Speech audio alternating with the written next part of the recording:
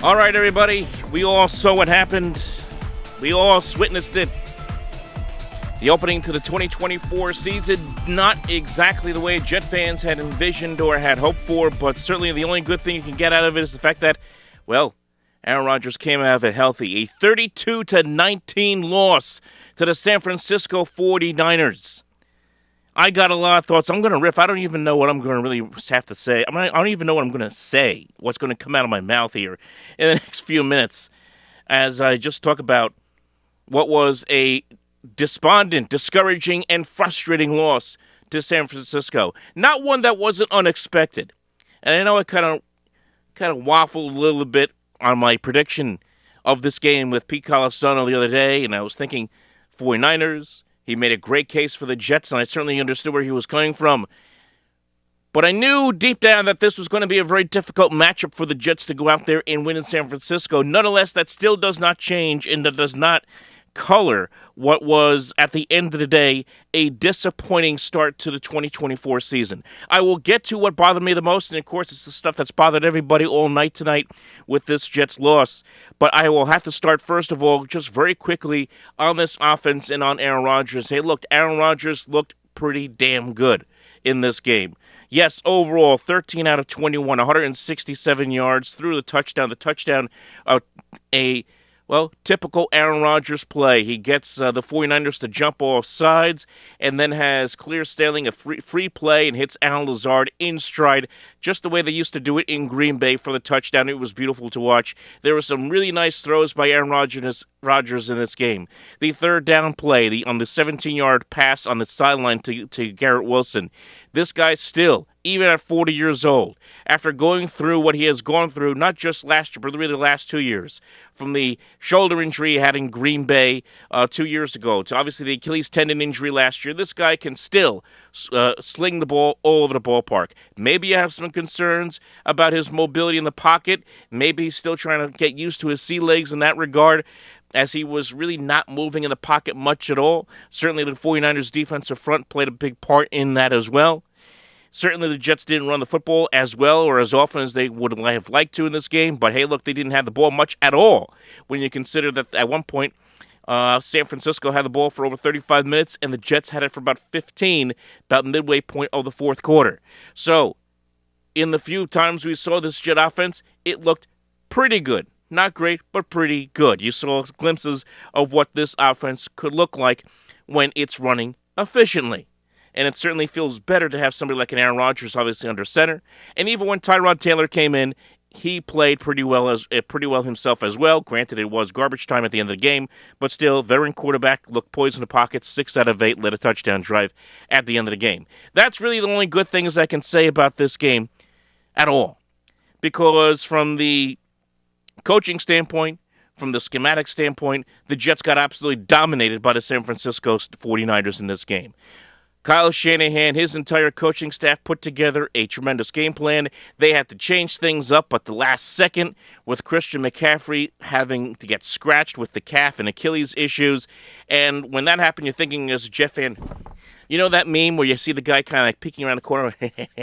Yeah, that's what a lot of Jet fans are probably thinking with McCaffrey out of this game. Well, guess what? Jordan Mason decided to turn into Marshawn Lynch right before our very eyes in this game because the 49ers just pounded the football. They blew the Jets right off the line of scrimmage. Trent Williams, a lot of questions about Trent Williams because of his situation with the injury. Didn't have really any training camp at all.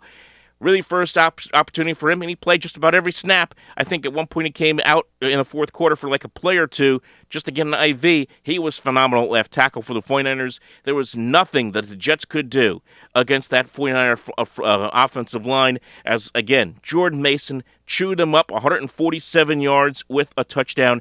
There are points in this game where, like I said, he looked like Marshawn Lynch. He looked like Terrell Davis out there for San Francisco. It was disgusting to watch from the Jets standpoint because how many times do you see Mason getting into the second level of that Jet defense? And not only that, the poor tackling as well by the Jets.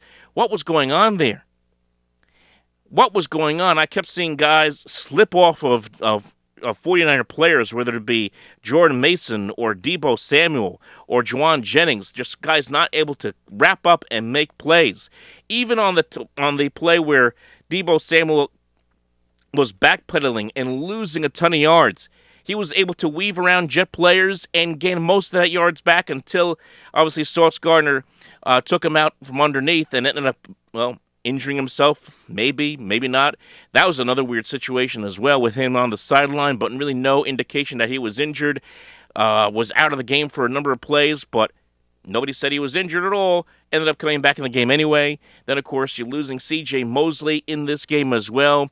At one point in that drive where the 49ers really started to put this game away in that first half, in that second quarter, without C.J. Mosley there, that defense didn't have its pilot out there to help fix this defense and lead that run defense.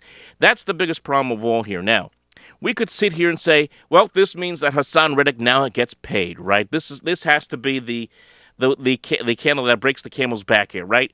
Has to be it. The Jets' pass rush, let's just be honest, was non-existent. The Jets got a couple of sacks on Brock Purdy, but it wasn't until really late in the game. Purdy really didn't have a lot of pressure in his face. As again, the 49er offensive line was tremendous against the Jets' front seven, against the Jets' pass rush, or lack thereof. They could use Hassan Reddick, obviously, from the pass rush standpoint. Does he help their run defense that much? Well, yes and no. Yes, from the standpoint of just having his presence out there certainly helps. Certainly creates that shadow of doubt, at least for the opposing offense, saying that, hey, look, maybe we should just stick to running the football because you have this edge rusher who can get to our quarterback very easily. But no, because, hey, look, the Jets took some gambles this year on the defensive side of the ball. Trading John Franklin Myers was certainly hurt this team from the run defense standpoint. That really stood out. Having Bryce Huff, of course, no longer here, free agent signed with the Eagles, and I know Huff had a bad game with the Eagles in his debut. But those decisions and the Reddick holdout really stood out and hurt this Jets defense in this first game of the year against what is a very good 49ers team. And that's the thing I just got to say here. You have to tip your cap to San Francisco because they are, as we know, a great football team. Defending NFC champions, a team that's been to the Super Bowl 2 of the last, 4 or 5 years now. Kyle Shanahan runs a very tight ship. They know how to run. They know how to run that organization and win at all costs, no matter who they put on the field. Even with a quarterback who at one point was Mr. Irrelevant in the draft, and Brock Purdy, who has become one of the top quarterbacks in this league. So this was a tip-your-cap game to the 49ers because you knew this was going to be a tough spot against a really good football team. It's disappointing because you wanted to see a better effort, especially on the defensive side of the ball. That falls on the coaching staff. That falls on also the execution of the players who, as I said, nobody was really tackling. Where was the wrapping up of the tackling in this game? So that's really where I think it's so disappointing in this loss to San Francisco on a Monday night, 32-19. For the New York Jets. So where do the Jets stand now? Where did it go from here? Obviously, they head to Tennessee on Sunday, take on the Titans. A very quick turnaround, obviously, to go from San Francisco back to New Jersey to get ready, and then head southwest, if you will, to Tennessee, to Nashville, to take on a Titans team that gave the Bears some fits, early in their game on Sunday. But look, this is certainly the Titans are not at the level of the San Francisco 49ers. This is a game that the Jets should win and need to win, obviously, at 0-1 to start the season. And if this is a team that's going to be that serious postseason player that a lot of people believe that they can be, now the Jets are going to have a stretch here of games against the Titans, against the against the Titans, against the Patriots after that on a Thursday night, and against the Broncos, of teams that they should find ways to beat and teams that they should dominate in some ways as well before they head to London to take on the Minnesota Vikings, who all of a sudden look like world beaters after they smacked around the New York Giants the other day on Sunday. So that's where the Jets stand right now. You have to be you're pleased that Aaron Rodgers got through this game unscathed. You have to be pleased with the way the offense looked at times with Rodgers leading the way. You feel confident. There's a certain different sense now with a guy like Rodgers leading this offense compared to, let's say, a Zach Wilson or any other quarterback the Jets have had over the years, you feel an aura of confidence that this offense, when they touch the football, bad mistakes are not going to get made, and that this team has a chance to get into the end zone. What you can't feel good about is the poor execution by this defense against a team that was going with its backup running back in a situation where they were trying to scramble to try to figure things out. But again, it's a class organization like the 49ers who are always good at figuring things out. So the Jets have a lot that they can pick apart in this game. Robert Saleh, Jeff Ulbrich, those guys have to get in the faces of these players and say, hey, look, we've got to tighten this up. We have got to find ways to tackle and wrap up and finish plays off and get pressure on the quarterback.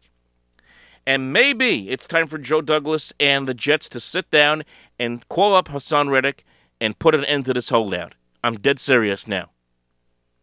They have got to find a way to get some pressure on the quarterback and really change the dynamic of the football game. We could sit here and talk about, well, if we trade Reddick, who doesn't want to be here, to Las Vegas, and we get Devontae Adams, hey, maybe that's possible. Maybe that will happen. I don't know. Maybe that's what happens at the end of the day. But they need something. They need to figure out something on the defensive side of the ball to get something going. Slow down the run attack of these opponents. Get pressure on the opposing quarterback, because they can't in big games against good teams. And when we get to the later parts of the schedule, when you see Buffalo, and when you see Miami, and when you see Jacksonville and the LA Rams coming down the stretch of the season, you got to be able to find a way to put a stop to those offenses later in the year. Folks, leave your thoughts below. We'll talk to you next time.